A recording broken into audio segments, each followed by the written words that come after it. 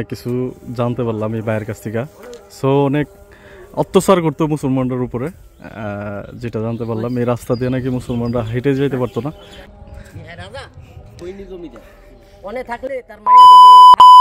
মূলত ছিল হলো হিন্দুরার মহল, এখন বর্তমানে যেটা দেখতেছি এটা মুসলমানের নামে হয়ে গেছে।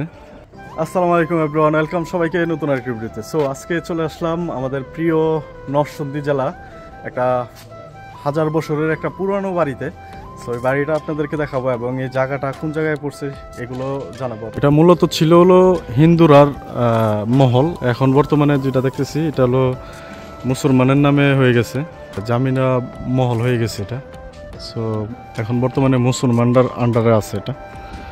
আর এটা হলো আপনার পড়ছে হলো নরসিংদী জেলা পলাশ থানা ডাঙ্গাতে। মহলটা অনেক সুন্দর, অনেক পুরনো, কয়েক হাজার বছরের পুরনো এই মহলটা। সামনে থেকে দেখতে এরকম, আর ভিতরের সাইডটা অনেক সুন্দর, আপনাদেরকে দেখাবো। এবং এই জায়গাটাতে আপনারা যদি আসতে চান, ভিজিট করতে চান, তাহলে আইসা দেখতে পারেন এই জায়গাটা, অনেক সুন্দর জায়গাটা।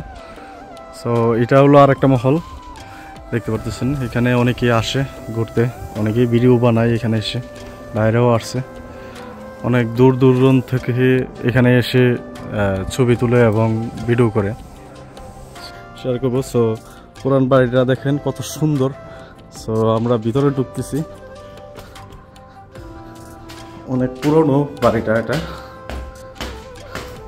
পরিবেশটা অনেক সুন্দর এখানের। আমার সাথে আসছেন বড় ভাই দুইজন, তাদেরকে নিয়ে ঘুরতে আসলাম আজকে। বাড়ির সামনের সাইডটা,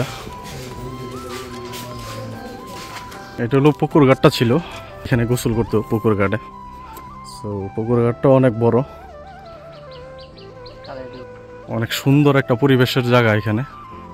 মালিকে বেচছে না বাটি দিয়ে বেচছে কই থাকতাম না, এই বংশধরের কাছে বেচছে আর কি। বেচছে আপনার এর তো শীত গরম পরে মাশাআল্লাহ এর এইটা লেভেল পরে।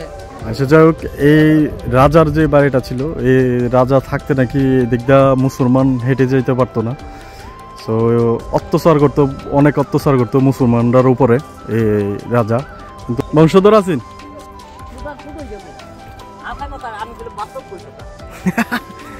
এই যে এই ভাই, অনেক কিছু জানতে পারলাম এই ভাইয়ের কাছ থেকে। সো অনেক অত্যাচার করতো মুসলমানদের উপরে, যেটা জানতে পারলাম। এই রাস্তা দিয়ে নাকি মুসলমানরা হেঁটে যেতে পারতো না। সো তারপর এক মুসলমানের কাছে এই মহলটি বিক্রি করে চলে যায় তারা ইন্ডিয়াতে। সো আরেকটা নাকি আছে ওইদিকে, আরেকটা ওইদিকে আছে, দুইটা আছে। এটা হলো পলাশ থানাতে পড়ছে। আপনারা যদি নরসিংদী থেকে আসতে চান, তাহলে পাঁচদুনা থেকে আপনারা এই এখানে আসতে পারবেন। পাঁচদুনা থেকে সিএনজি দিয়া বলেন, অটো দিয়া বলেন, আসতে পারবেন। সো এইখানের জায়গাটা অনেক সুন্দর, আপনার পরিবেশটা একদম সুন্দর। এখানে অনেক তাল গাছ আছে, গাছপালা আছে, এবং আপনারা ভিউটাই দেখতে পারতেছেন, অনেক সুন্দর।